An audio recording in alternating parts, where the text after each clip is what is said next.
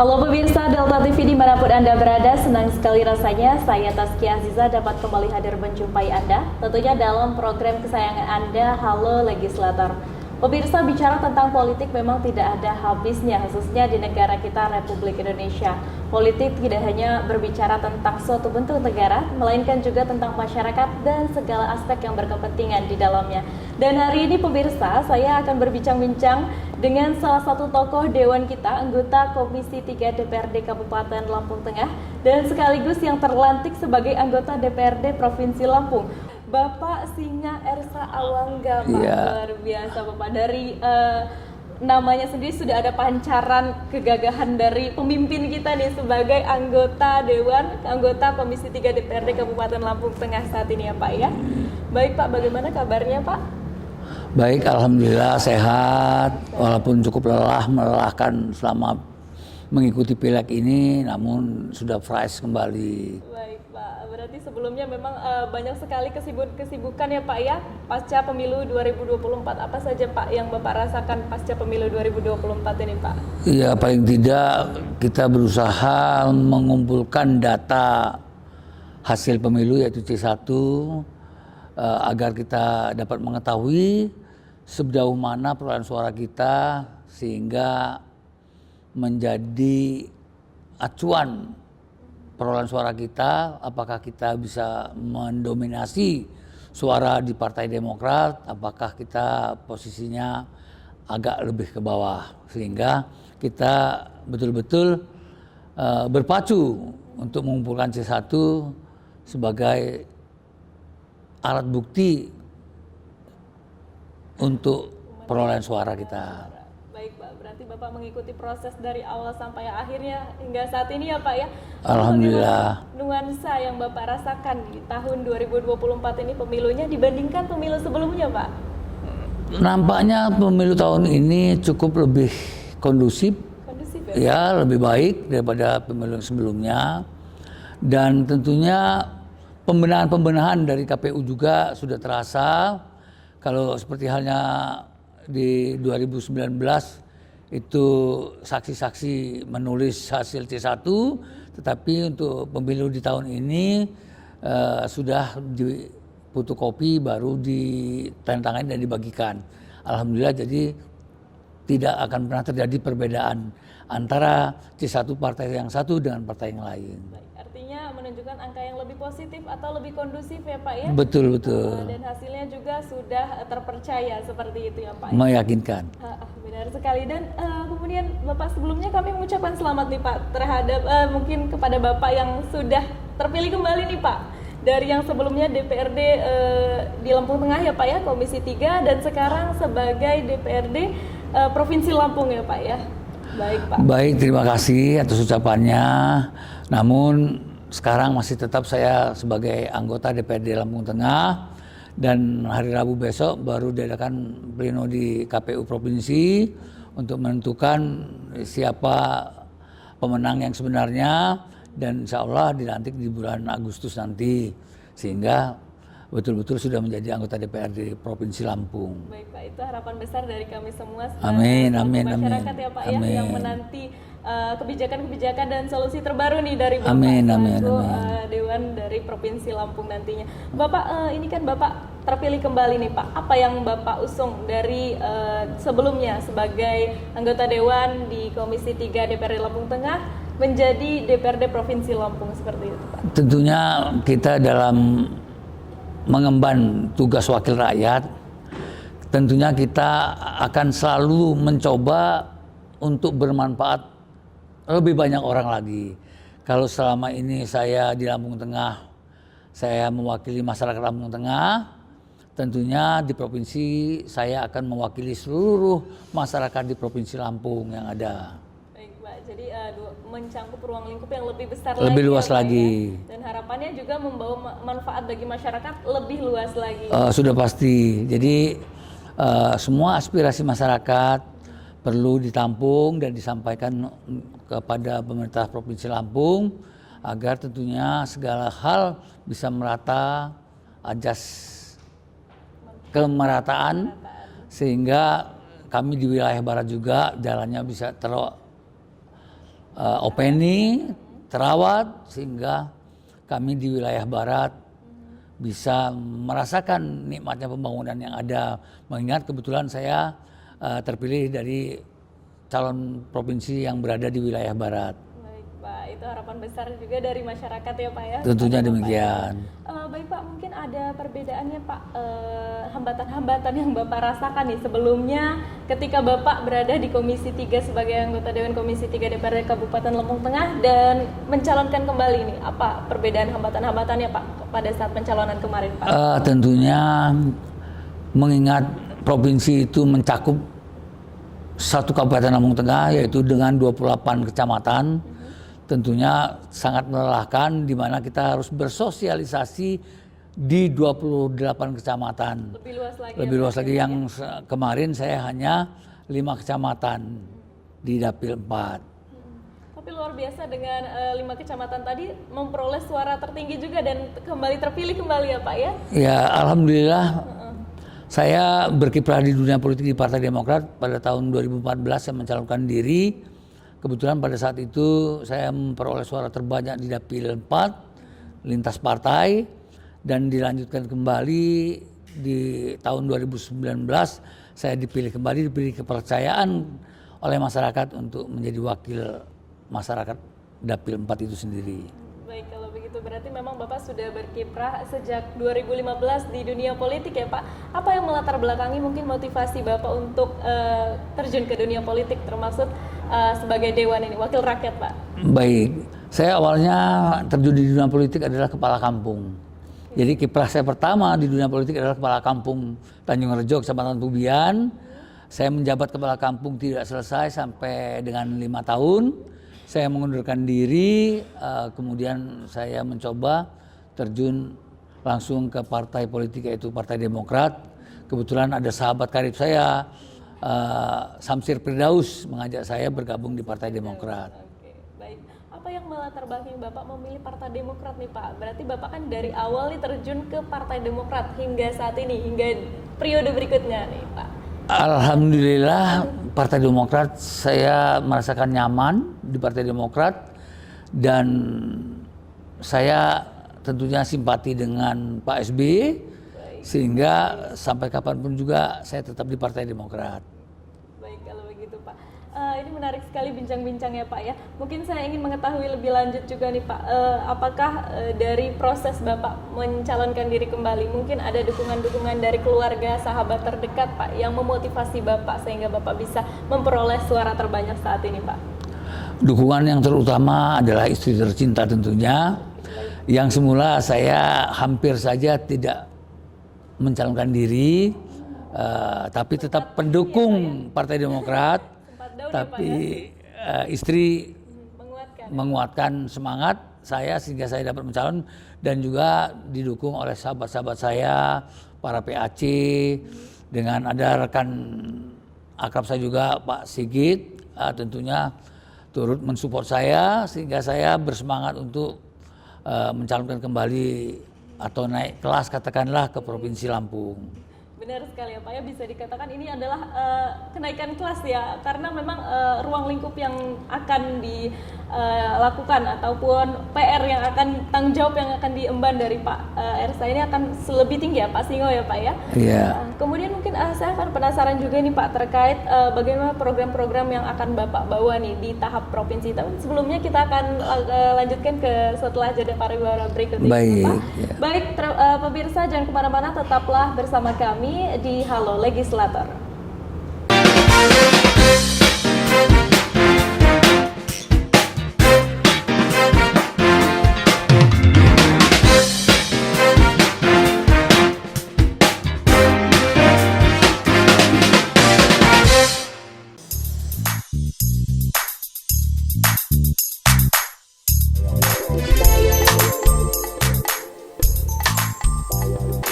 Warnanya menjadi coklat muda seperti ini, tetapi dalamnya masih moist dan dalamnya berwarna putih.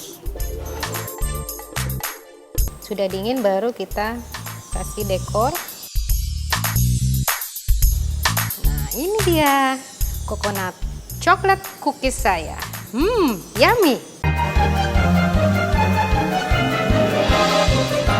Kandungan yang terdapat dalam ASI mulai dari protein-protein dan nutrisi ya, karbohidrat, protein, lemak untuk nutrisi bayi, juga mikronutrien, kalsium, mineral, vitamin, kemudian antibodi. Antibodi ini yang tidak ada di dalam susu formula. Selain itu, ASI adalah cairan yang hidup. Jadi pemberian ASI akan memberikan hal yang terbaik bagi perkembangan pertumbuhan seorang bayi manusia.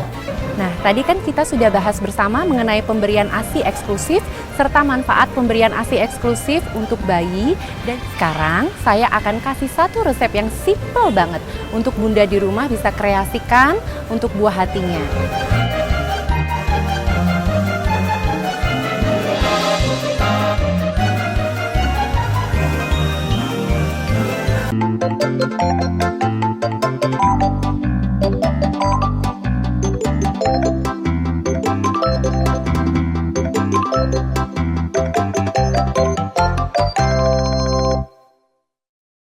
Kembali lagi, Kak Nitin akan berbagi keceriaan di Ceria Cerita Anak bersama Kak Nit dan Naomi.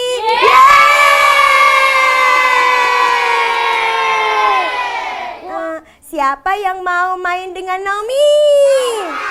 Siapa yang mau main dengan Naomi? Yuk teman-teman, kita nyanyi sama-sama ya. Sambil tepuk tangan dong. Tuh, wah, gak naik kereta api. Tut, tut, tut. Siapa hendak turun ke Bandung, Surabaya? Bolehlah naik dengan percuma. Ibnu akan memberikan referensi berakhir pekan Anda.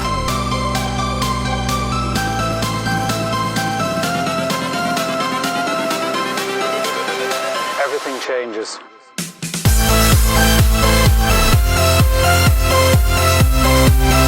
Sekarang Ibnu sudah berada di Tujuranto dan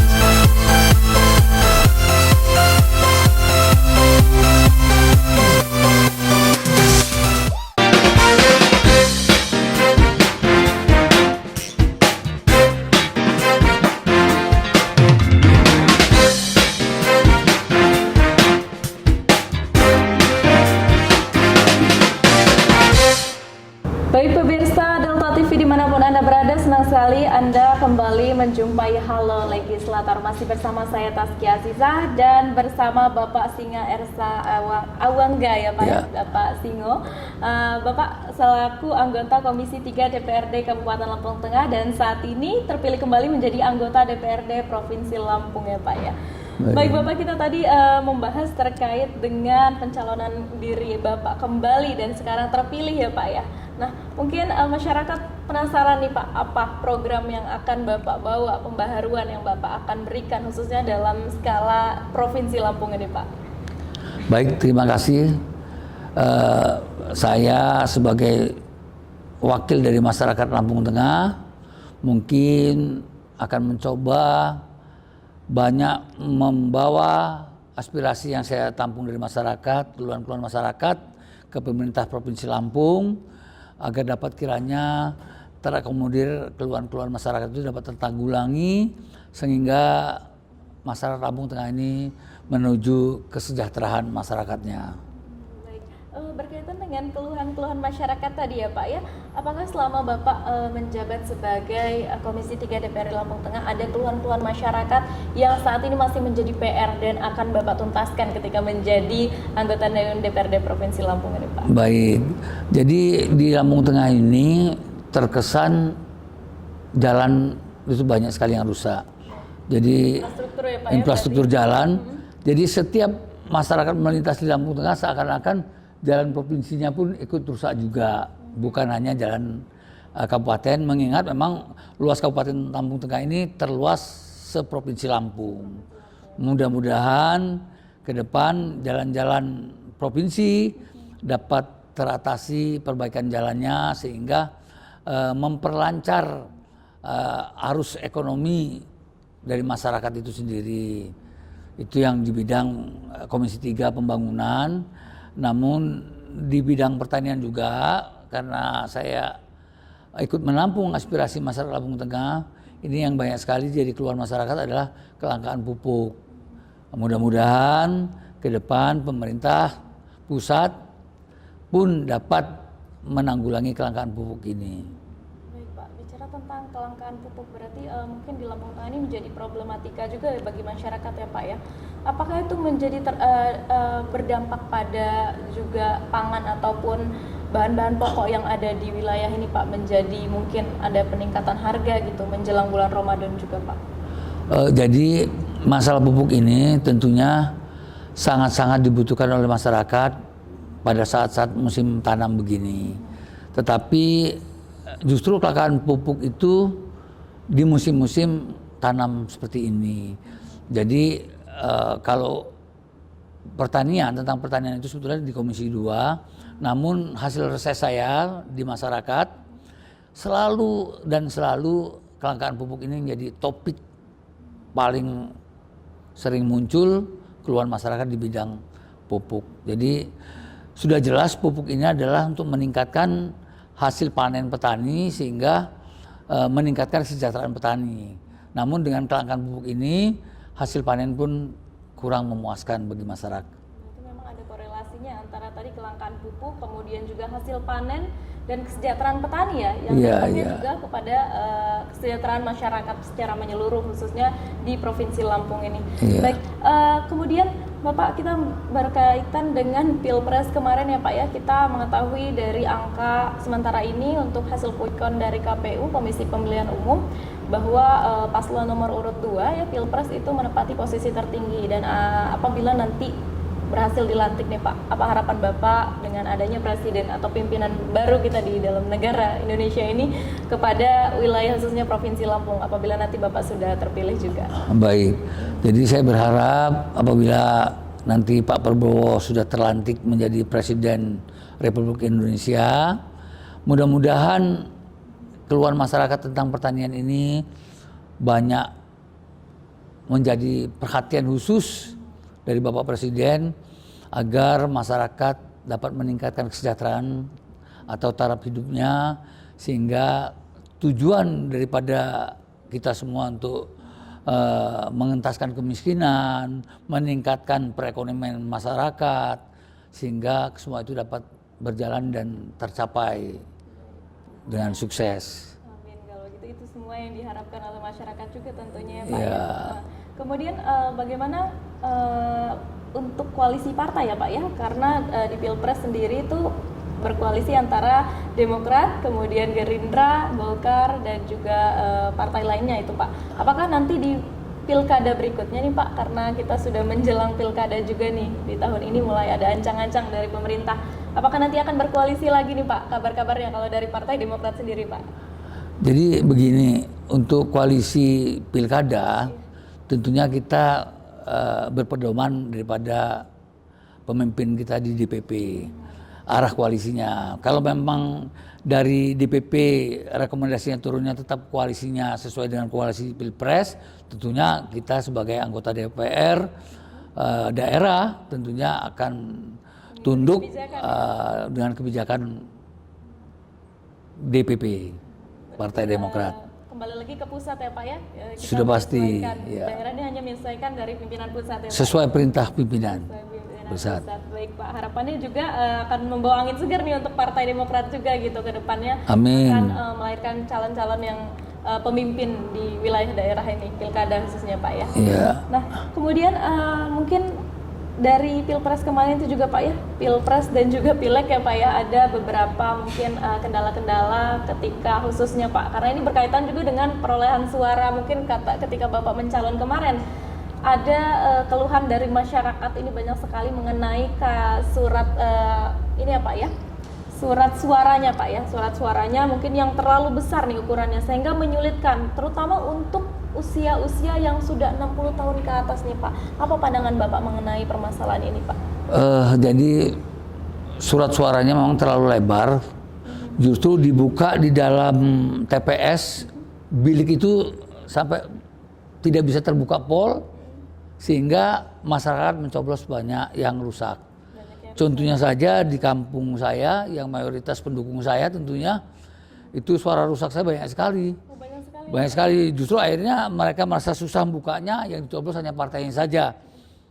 Tapi Kayak mana itu Pak? tembus, jadi mereka membukanya belum pol, sudah melihat nama saya dicoblos sehingga tembus ke belakang-belakangnya sehingga dinyatakan tidak sah. Oh, jadi banyak suara tidak sah karena itu ya Pak Ya. ya, kekeliruan dalam membuka surat suara tadi. Nah, mungkin selanjutnya saya ingin menanyakan bagaimana nih Pak, apakah Bapak ada solusi nih ke depannya juga untuk memperbaiki sistem ini Pak nanti di pemilihan yang setelahnya atau berikutnya. Tapi sebelumnya Bapak, kita akan lanjutkan setelah jeda pariwara berikut Baik, ini Bapak. Pemirsa jangan kemana-mana, tetap di Halo Legislator.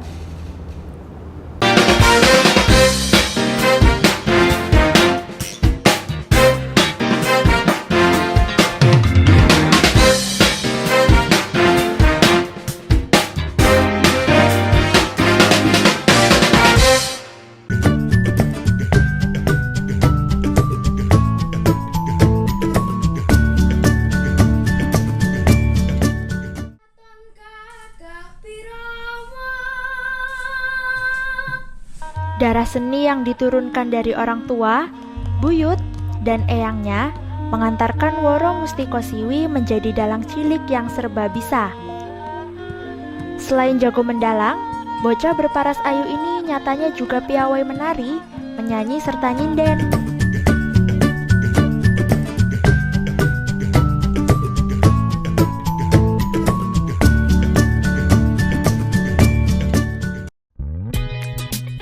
Hey movie maker, this is Indie Movie. Ya, jepit rambut kakak nggak? Jepit rambut. Pastikan kita untuk movie maker untuk selalu mensupport film-film indie karya anak baru. Seperti inilah kekosongan hidup.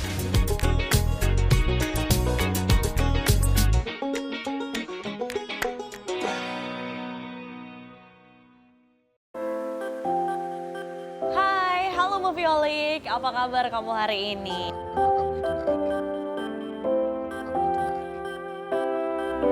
Rangga, yang kamu lakukan ke saya itu jahat, jahat, jahat.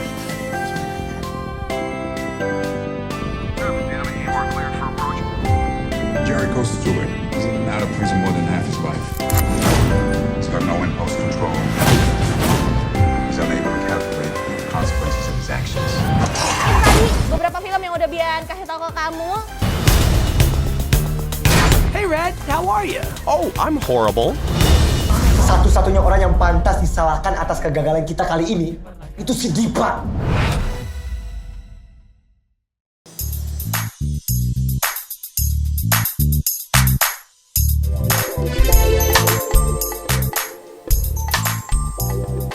Warnanya menjadi coklat muda seperti ini, tetapi dalamnya masih moist dan dalamnya berwarna putih.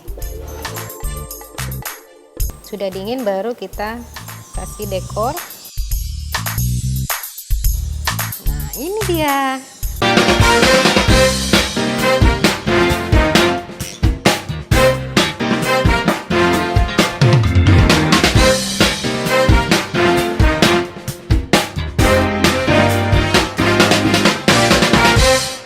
Baik, kalau pemirsa Halo Legislator, terima kasih Anda masih bergabung bersama kami. Baik, pemirsa, saat ini saya masih bersama dengan Pak Singo selaku anggota Dewan dari DPRD Provinsi Lampung yang terpilih saat ini, Bapak ya.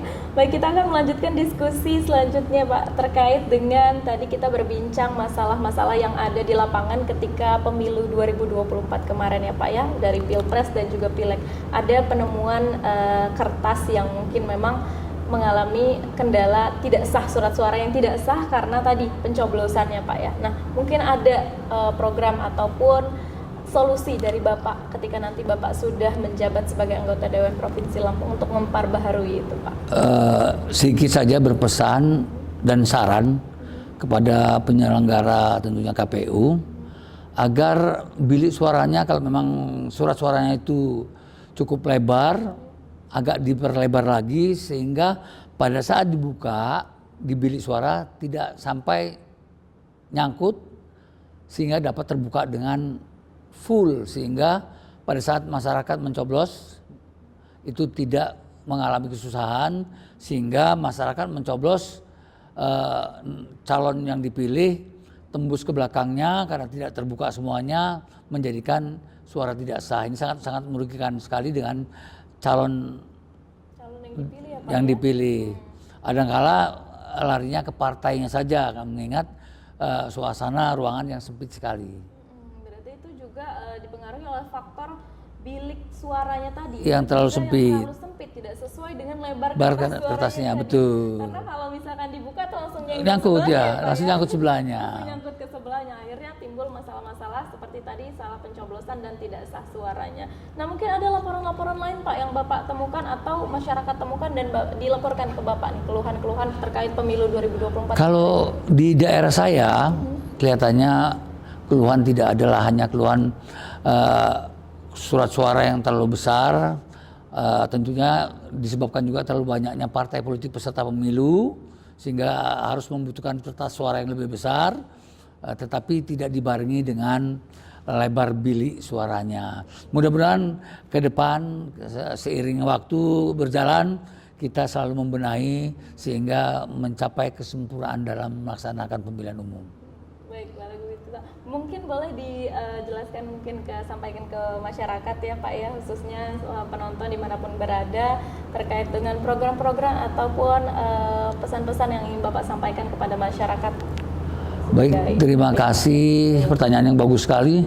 Jadi saya berharap ke depan semua aspirasi masyarakat yang tentunya untuk meningkatkan kesejahteraan masyarakat sesuai dengan tujuan kita bernegara untuk mengentaskan kemiskinan dan mensejahterakan masyarakat bisa tercapai dengan adanya pemerintah pusat maupun daerah sama-sama memperhatikan apa yang menjadi keluhan masyarakat sehingga keluhan itu dapat tertanggulangi, membuat masyarakat nyaman, tentram sehingga tidak adanya gejolak-gejolak yang tidak kita inginkan yang ada di masyarakat kampung tentunya. Karena kita di Lampung ini banyak sekali masyarakat yang dengan disiplin ilmu yang sangat minim, sehingga mungkin dengan diperhatikannya masyarakat bisa bersekolah lebih tinggi, lebih lagi dapat memberikan berkontribusi dengan adanya pembangunan yang ada di wilayah Lampung ini. Baik Pak, tentunya dengan terpilihnya Bapak kembali ini Bapak menjadi pundak juga ya Pak ya bagi Insya Allah keluhan masyarakat, keresahan masyarakat, dan mudah-mudahan dengan terpilihnya kembali Bapak selaku Dewan Anggota DPRD Provinsi Lampung itu bisa menjadi angin segar juga untuk masyarakat dalam menyampaikan aspirasi dan keluhan masyarakat untuk kesejahteraan khususnya di wilayah Lampung saat ini ya Pak. Kebetulan ini di Lampung, Provinsi Lampung ini yang Dapil 7 Lampung Tengah ini kami di wilayah barat mendapatkan 5 kursi. Mudah-mudahan rekan-rekan nanti bisa berkolaborasi dengan yang lain partai dapat membangun wilayah barat ini, Lampung Tengah wilayah barat ini lebih baik lagi, khususnya dan umumnya seprovinsi Lampung lebih baik lagi. Itu sangat kita tunggu-tunggu ya, sekali tentunya. Pak, kita bisa saling berkolaborasi untuk meningkatkan kesejahteraan khususnya di wilayah barat tadi ya Pak ya, sesuai dengan permasalahan yang saat ini dihadapi oleh masyarakat Lampung. Dan pemirsa, itu tadi bincang-bincang kita bersama dengan anggota Dewan DPRD Provinsi Lampung saat ini, yaitu Bapak Singo ya Pak, Bapak Singo Ersa Awangga Bapak. Terima kasih banyak atas waktunya telah menyempatkan di tengah-tengah Baik, terima kasih Bapak. kembali, mudah-mudahan bermanfaat. Amin, baik Bapak. Terima kasih pemirsa telah menyaksikan Halo Legislator.